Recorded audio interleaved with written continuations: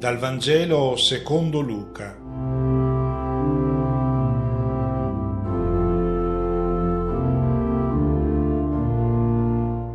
Una buona domenica a tutti.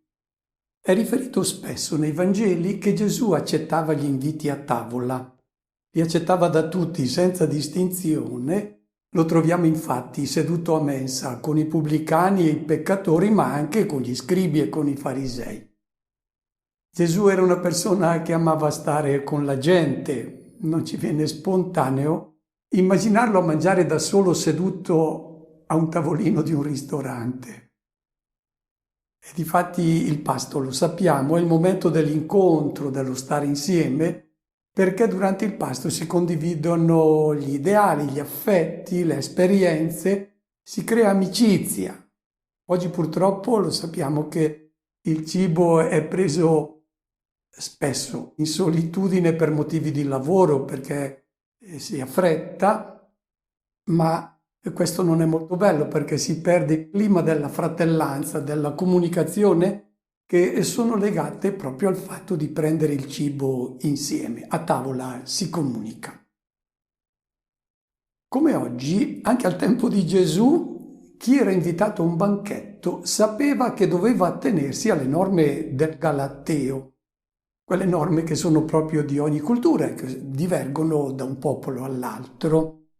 E ci sono nel libro del Siracide 2 capitoli, il 31 e il 32, che sono dedicati proprio al Galateo a tavola. Vi consiglierei di leggerlo perché sono gustosissime queste disposizioni che vengono date. Per esempio, si dice: stai attento quando sei a tavola dove uno mette gli occhi, e dove uno mette gli occhi tu non mettere le mani.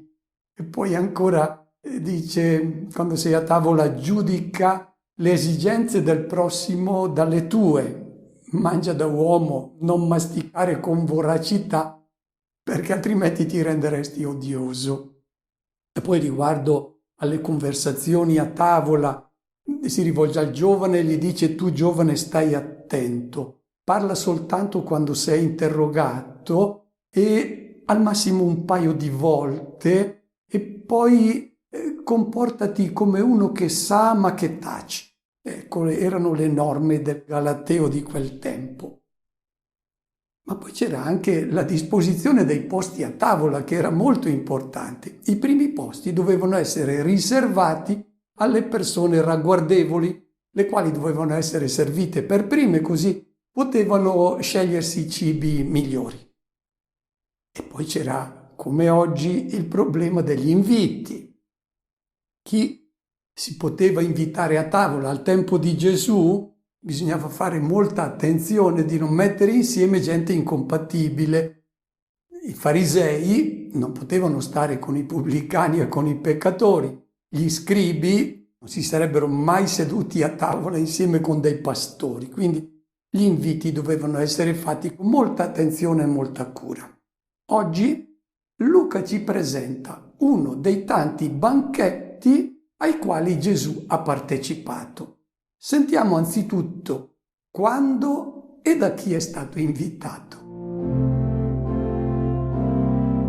Un sabato Gesù si recò a casa di uno dei capi dei farisei per pranzare ed essi stavano ad osservarlo. È sabato e dopo la celebrazione della liturgia nella sinagoga, tutti tornavano alle loro case per il pranzo e a questo pranzo era consigliato di invitare i fratelli, i parenti, gli amici, i vicini, e l'ideale era quello di riuscire a invitare il rabbino che aveva presieduto alla celebrazione della liturgia della parola, perché così potevano a mensa continuare a riflettere sul brano biblico che era stato spiegato nella sinagoga. Gesù ha accettato l'invito di uno dei capi dei farisei. Sono già tutti seduti a tavola secondo le gerarchie che sono definite dalla tradizione, quale stabiliva chiaramente come dovevano essere assegnati i posti. Al centro c'era il padrone di casa, con le persone ragguardevoli e certamente in questo caso Gesù era accanto al padrone di casa. Poi via via tutti gli altri disposti ai tavoli in considerazione della loro posizione sociale, della funzione religiosa che svolgevano, poi della ricchezza naturalmente, infine anche dell'età. Il testo dice che dopo che si sono seduti stavano ad osservarlo e il termine greco che viene impiegato è paratereo, che significa lo tenevano sotto controllo, tenevano d'occhio Gesù. Come mai tenevano d'occhio Gesù seduto a tavola? Sono dei farisei e sanno che Gesù non si atteneva al galateo dei farisei. Era una persona un po' sospetta perché il galateo dei farisei prevedeva le purificazioni, Gesù non era un fanatico di purificazioni, e poi avevano paura soprattutto che a tavola si aprissero dei discorsi che potevano essere sconvenienti, non perché volgari, ma perché c'era da aspettarsi che Gesù facesse qualche considerazione riguardante i suoi amici, i pubblicani e i peccatori. Allora Gesù andava tenuto sotto controllo durante quel pranzo. Dovevano essere pronti a contraddirlo partendo da citazioni bibliche. Io direi che questo capo dei farisei doveva saperlo chi era Gesù e che invitare a tavola Gesù era sempre un grosso rischio, poteva mandarti di traverso il pranzo. Bene, questo banchetto che si è svolto in una casa della Palestina, come mai Luca ce lo riferisce? La ragione è che Gesù a un certo punto ha messo in discussione proprio le norme del Galateo e ha cominciato a parlare del Galateo che deve essere osservato in un altro banchetto, quello di cui il banchetto che ha avuto luogo lì in Palestina era un'immagine. Quello aveva un certo Galateo e Gesù adesso comincia a fare riferimento a un altro banchetto nel quale deve essere messo in pratica un Galateo molto diverso. Per cui il pranzo in casa del fariseo non è altro che una cornice artificiale per parlare di come ci si deve comportare nella comunità cristiana, che è immaginata come un insieme di fratelli che si riuniscono per condividere un alimento. Sentiremo infatti Gesù adesso che stabilisce in modo chiaro e dettagliato le nuove norme da osservare e chi non si attiene a queste norme deve ritenersi fuori del banchetto. Sentiamo come Gesù vuole che ci si comporti nella comunità. Diceva agli invitati una parabola, notando come sceglievano i primi posti. Quando sei invitato a nozze da qualcuno, non metterti al primo posto, perché non ci sia un altro invitato più degno di te, e colui che ha invitato te e lui venga a dirti: cedigli il posto. Allora dovrai con vergogna occupare l'ultimo posto. Invece, quando sei invitato, va a metterti all'ultimo posto, perché quando viene colui che ti ha invitato, ti dica: amico, vieni più avanti.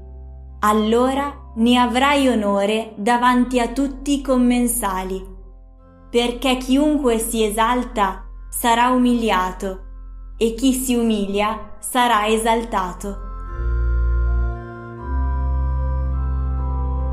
Diceva agli invitati una parabola. Vedete che il banchetto a cui Gesù ha partecipato adesso diventa una parabola che è rivolta agli invitati. Il termine invitati è molto importante perché il termine greco è keklemenus, i chiamati, sono i chiamati a entrare nella comunità dei discepoli di Gesù, nel regno di Dio. E si rivolge quindi Gesù adesso ai chiamati di oggi, cioè a tutti noi, perché vuole insegnarci il galateo che ci deve essere dentro questo banchetto, dentro questa comunità. E qual è il comportamento? Gesù nota che scelgono i primi posti. In casa del fariseo, là dove Gesù ha pranzato in quel sabato, questo è impossibile che accadesse, perché i posti erano già ben definiti. È fra i cristiani, fra i chiamati di oggi, che Gesù nota che tutti cercano ancora i posti d'onore, i primi posti. Difatti a che cosa ambiscono gli uomini? Ambiscono tutti a salire in alto, a sedersi sul trono, ad essere serviti per primi, e la pulsione è così forte che per soddisfarla gli uomini sono disposti a tutto, anche a intrighi, a tradimenti, a ricatti. Ricorrono a raccomandazioni, ad amicizie, queste amicizie che poi vengono anche rinnegate quando non servono più. Bene, i cristiani sono uomini come gli altri. Provano anche loro molto forte questa pulsione, devono prenderne coscienza. Questa è la condizione naturale, quello che una volta chiamavano il peccato originale, la condizione nella quale noi nasciamo. Se non lo teniamo presente, rischiamo di sentirci a posto perché siamo dei battezzati, andiamo in chiesa, ma poi rischiamo di comportarci ancora secondo il galateo, che è quello di questo mondo. I cristiani adesso ne hanno un altro, quello che ha insegnato Gesù e che è da tenersi in questo banchetto. Cosa fanno i cristiani di oggi? Nella loro professione si comportano davvero in un modo diverso dagli altri? Nella vita familiare, lì in casa, non accade forse che si cerca di farsi servire dagli altri? Quando ci sono dei servizi molto umili si cerca sempre di addossarli agli altri, anche nelle famiglie cristiane. Tra i vostri figli non accade forse che si litigano su a chi tocca portare fuori l'immondizia? Ecco, c'è questo problema anche all'interno della comunità ecclesiale. Noi lo sappiamo dalla storia della Chiesa, quante questioni sono sorte a causa delle precedenze, della bramosia del potere, i titoli onorifici, i primi posti. Ci si è serviti addirittura della celebrazione eucaristica per mettersi in mostra, per fare un'autocelebrazione. Ma stiamo attenti, perché questo non accade solo a livello delle gerarchie ecclesiali come forse tutti noi abbiamo pensato. Si manifesta anche nel contesto dei servizi più umili della comunità. Riemerge sempre, molto subdolo, dal profondo del cuore, anche nelle persone più impegnate, questo desiderio di occuparsi, di crearsi spazi di potere. Per fare un esempio banale, se una signora è stata incaricata dal parroco di tenere a posto i fiori e poi un'altra nota che manca un po' d'acqua e si intromette, va lei a mettere l'acqua, la prima dice: ma quella cosa si intromette a fare? Sono io la responsabile. In fondo è un ritagliarsi uno spazio di potere, non è considerato unicamente un servizio umile per la comunità. Vigiliamo quindi su questa pulsione perché distrugge le nostre comunità. E adesso arriva la lezione di Gesù per i chiamati. Quando sei invitato a nozze da qualcuno, prima verità quindi, da tenere presente, tu non sei il padrone, tu sei invitato a questo banchetto da qualcuno, quel qualcuno è chiaramente Dio. Dice Gesù, stai attento, perché le posizioni in questo banchetto, stai attento a quella che tu ti scegli, perché poi verranno capovolte. Se tu scegli il primo posto, con molta vergogna tu finisci all'ultimo. Vergogna nella Bibbia significa una sconfitta, cioè stai attento perché se sbagli posizione in questo banchetto, tu rischi il fallimento della vita. Tu, se cerchi le grandezze di questo mondo, punti non sulla vera grandezza, ma sull'idropisia, che è una malattia, un gonfiore. Dice Gesù, quando qualcuno ti invita, tu scegli subito l'ultimo posto.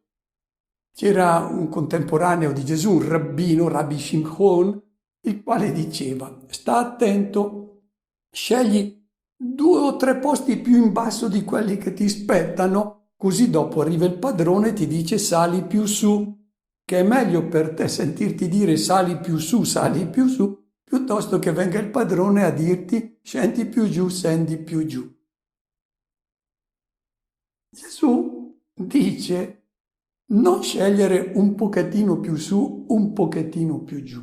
Non esiste il più su e il più giù, esiste il primo e l'ultimo posto, non c'è il primo, il secondo e il terzo, no, o tu scegli il primo o tu scegli l'ultimo. Gli uomini istintivamente sono portati ad ambire al primo. Gesù dice stai attento, tu scegli l'ultimo. E questo non per falsa umiltà. In passato c'era una spiritualità che suggeriva il deprezzamento di sé, il sentirsi dei miserabili, dei buoni a nulla, il considerare l'altro migliore quando non era affatto vero, e questo portava a non prendere coscienza dei doni ricevuti da Dio e del dovere di metterli a fruttare al massimo per poi porli a servizio dei fratelli. La vera educazione cristiana non deve farci sentire dei buoni a nulla, tutt'altro. Deve farci sentire dei servi attenti ai bisogni del fratello, e quindi la vera umiltà è quella di chi è sempre pronto a mettere tutte le proprie capacità, tutte le proprie qualifiche a disposizione degli altri. È quella di chi è sempre pronto a ricevere ordini da tutti, e più sarai bravo e più sarai preparato e saranno molte di più le persone che ti chiederanno un servizio. Bene? Perché l'ultimo posto è quello giusto? Perché è il posto del servo, è il posto di Gesù, è il posto di Dio.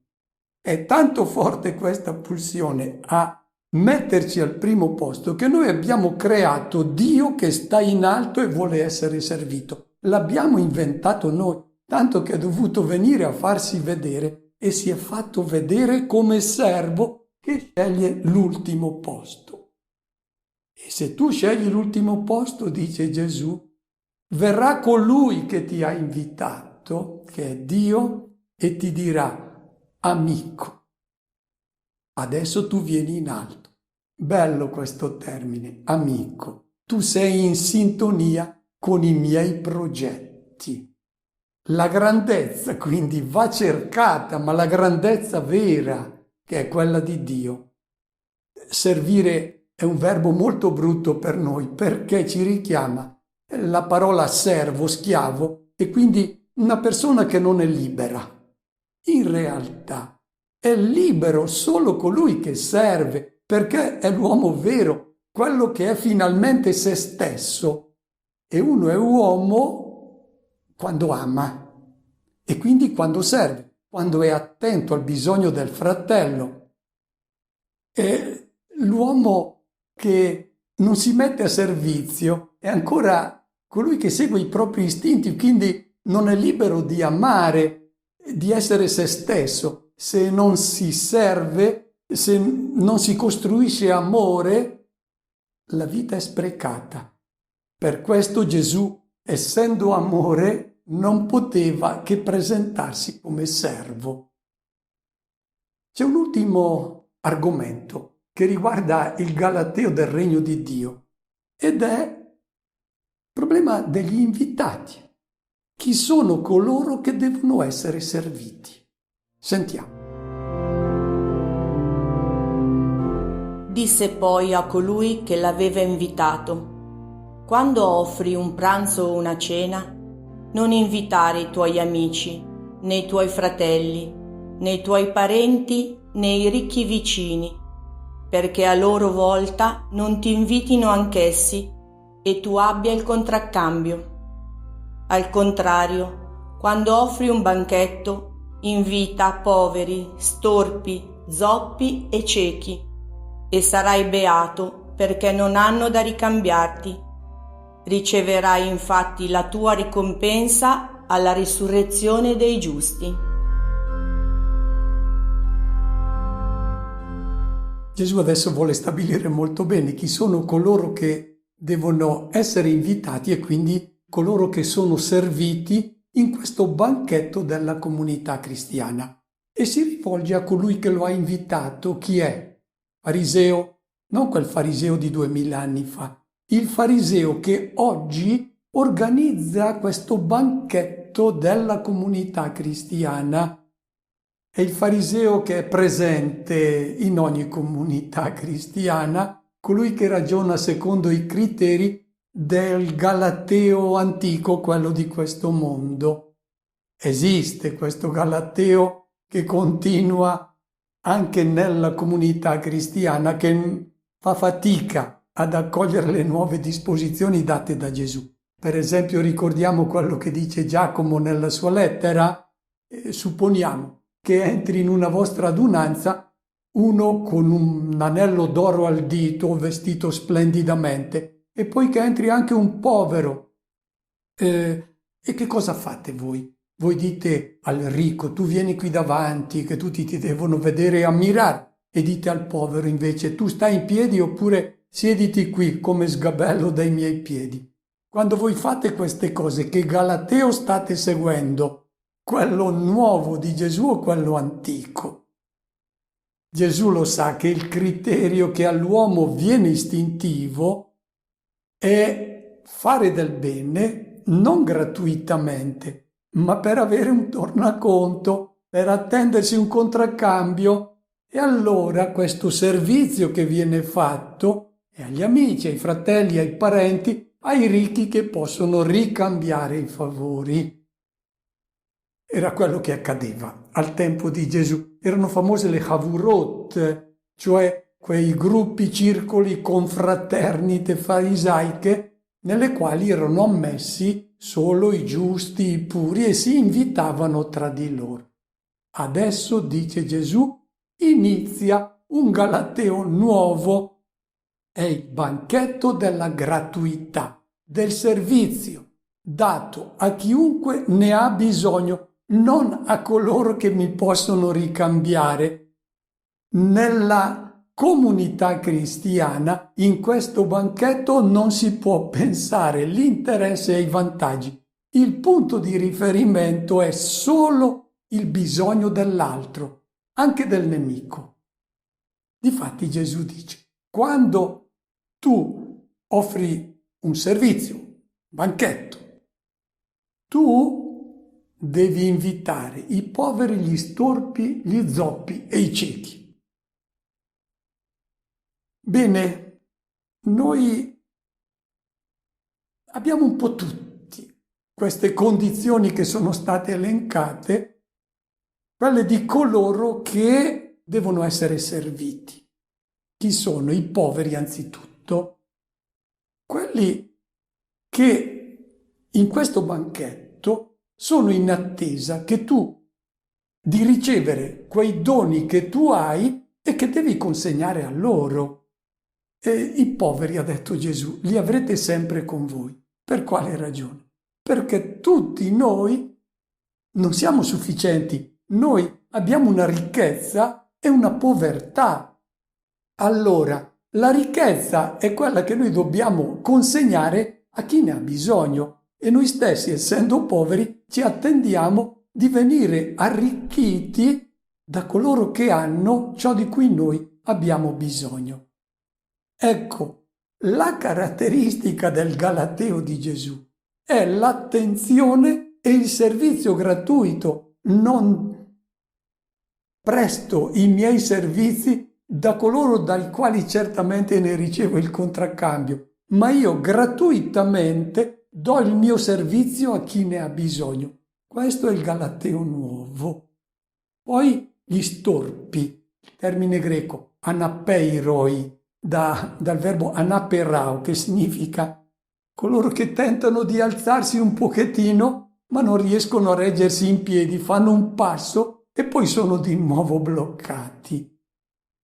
L'abbiamo un po' tutti queste storpiature, e allora nella comunità cristiana costoro sono le persone che devono essere servite, devono essere aiutate a stare in piedi, coloro che non si reggono in piedi, ma da tutti i punti di vista, anche dal punto di vista materiale, hanno bisogno di un aiuto. Ecco, nella comunità cristiana il discepolo autentico è colui che ha attenzione proprio a costoro. Poi ci sono i ciechi, quelli che non ci vedono, vanno fuori strada, e allora vanno fuori strada non per cattiveria, ma sbagliano. Ecco, attenzione, queste sono le persone che devono essere servite. Gli zoppi sono quelli che camminano male, erano esclusi dal Tempio del Signore perché l'assemblea degli israeliti doveva essere composta solo da gente integra, perfetta, pura, senza difetti. Bene, dice Gesù, non ci sono discriminazioni. Tutti con queste debolezze sono membri della comunità cristiana ai quali bisogna prestare gratuitamente tutta la propria attenzione. E il premio quale sarà? Perché tu non ricevi il compenso da coloro che tu hai servito. Tu sarai beato, dice Gesù, perché loro non hanno da ricambiarti. È una delle 44 beatitudini che troviamo nel Nuovo Testamento. Beato perché loro non hanno da ricambiarti. Beato significa complimento che Dio ti fa. Bravo, hai fatto la scelta giusta. Tu hai indovinato la vita. Riceverai la tua ricompensa alla risurrezione dei giusti. La logica del dono gratuito è rischiosa. Ti fa sentire agli occhi del mondo un perdente, perché tu avresti potuto approfittare dei doni che tu hai e farli pagare, quindi ti arricchivi di più. Agli occhi del mondo, che segue un galateo diverso, tu sei un perdente. Gesù dice, tu sei beato. Chi ama avendo come unico obiettivo la ricerca del bene del fratello, diviene simile al Padre che sta nei cieli. Fa l'esperienza della stessa felicità di Dio, perché la felicità di Dio è tutta qui, vedere l'altro felice. Si realizza la promessa di Gesù, sarà grande la vostra ricompensa. Qual è la grande ricompensa? Siete simili al Padre vostro celeste. Auguro a tutti una buona domenica e una buona settimana.